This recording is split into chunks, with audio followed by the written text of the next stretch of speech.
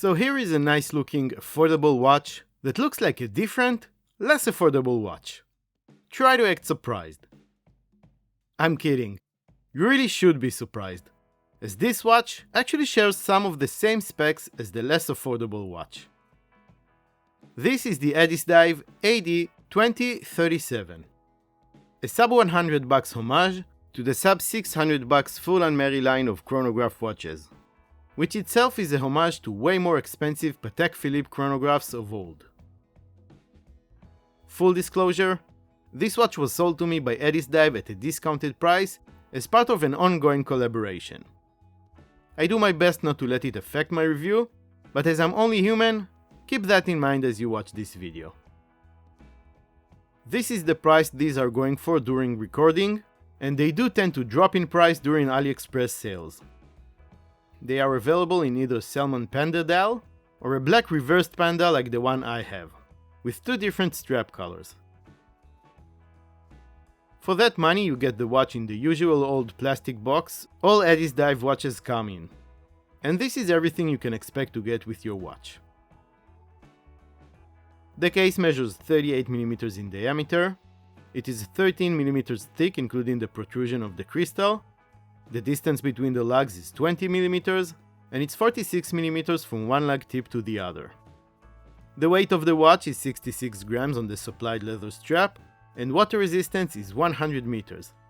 50 meters more than Full and Mary's 50 meters of water resistance. The main portion of the dial is matte black. A chronograph scale design is printed in white around its edge, as well as a detailed minute track. On the inner circle we find highly polished applied indices, Roman numerals 12 and 6, and simple sticks everywhere else. Some of them are cut short, and the 3 and 9 o'clock ones are gone altogether, making room to two silver-colored subdials. These have concentric circle patterns that give out a nice sunburst effect and a nice play of light, and each one of them has black printed numbers and scales corresponding with their functions. The subdial at the 3 o'clock position is a 24 hours indicator, a complication many people find to be useless, but I actually like having on a watch. The subdial at the 9 o'clock position is a 60 minutes counter for the chronograph. This is a sterile dial, meaning it is not branded in any way. A fine choice by Addiesdive, as I don't think their logo would be a nice visual fit for this watch. The hour, minute, and two subdial hands are faceted leaf-shaped, while the central chronograph seconds hand is needle-shaped. All 5 hands are highly polished and feature no loom. In fact, there's no loom anywhere on this watch, which I think is perfectly okay for a watch that is dressier by nature. Covering the dial is a domed mineral crystal, with some blue-tinted anti-reflective coating applied to its underside. The case is made of 316L stainless steel and features a polished finish on most of its surfaces, except for the center portions of its sides, which are treated to fairly well-executed horizontal brushing. The lugs have a nice vintage-style contour to them, and they are drilled for easy strap change. An oversized push-pull crown is found at the 3 o'clock position, again very retro-styled. It is knurled and does feature the brand's logo engraved on top. Two piston-style pushers control the chronograph. The one at the 2 o'clock position starts and stops the chronograph, while the one at the 4 o'clock position snaps it back to its 0 position. You get a nice and tactile click when you press the pushers, and they are both decorated on top. On the back we find a solid stainless steel screw-down case back, with the usual Addiesdive harpoon guns and diving mask logo. It has nothing to do with the design of this dressy vintage-styled chronograph, but at least it's on the back of the watch and you're not really going to see it all that much. If you haven't guessed it by now, a Seiko VK64 Mecha Quartz movement is what powering this watch. The same one that beats at the heart of the Full and Mary. By incorporating a quartz module with a mechanical one, it combines the accurate timekeeping of a quartz watch while delivering that relatively smooth sweep of the chronograph's second hand.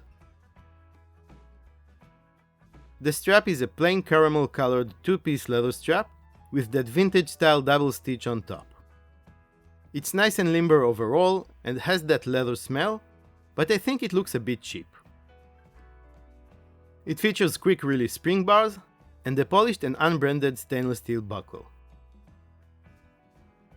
On my 7-inch wrist, the AD2037 wears great. 38mm is my favorite size for a chronograph, and I think you can see why. It just sits perfectly on wrist, doing its best to look like a vintage watch. The strap is also quite comfortable. Legibility is naturally not the best on this type of watches, and if something dark is reflecting off those highly polished hands, you are going to have trouble reading the time. Being 20mm wide means the strap is easily replaceable, and changing it to something nicer really elevates the entire look of the watch in my opinion. Here are a couple of options I feel work well.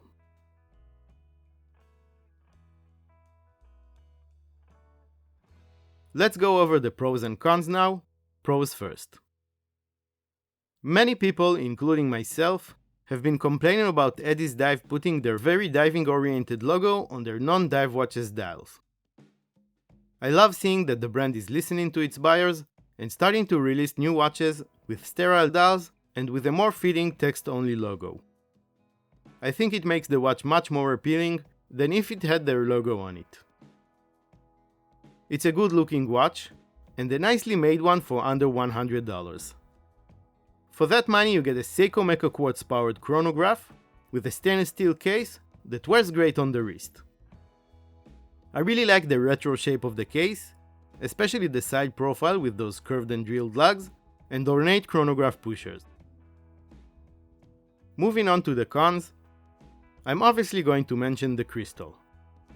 It looks great, has AR coating on it, and it fits the vintage style of the watch very well, but being mineral rather than sapphire or even acrylic means it is eventually going to get scuffed and scratched, and there's pretty much nothing you can do about it.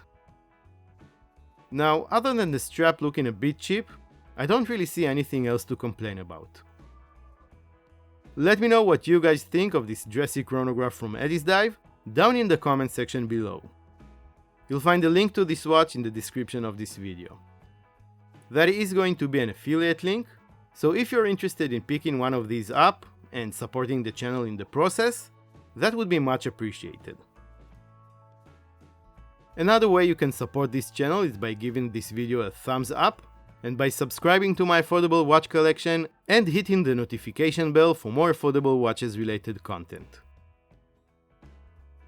Here are quick links to my reviews of 2 more Addiesdive watches. Check one of these out next. I want to thank Addiesdive for sending this watch in for review, and to thank you all very much for watching, and I will see you next time.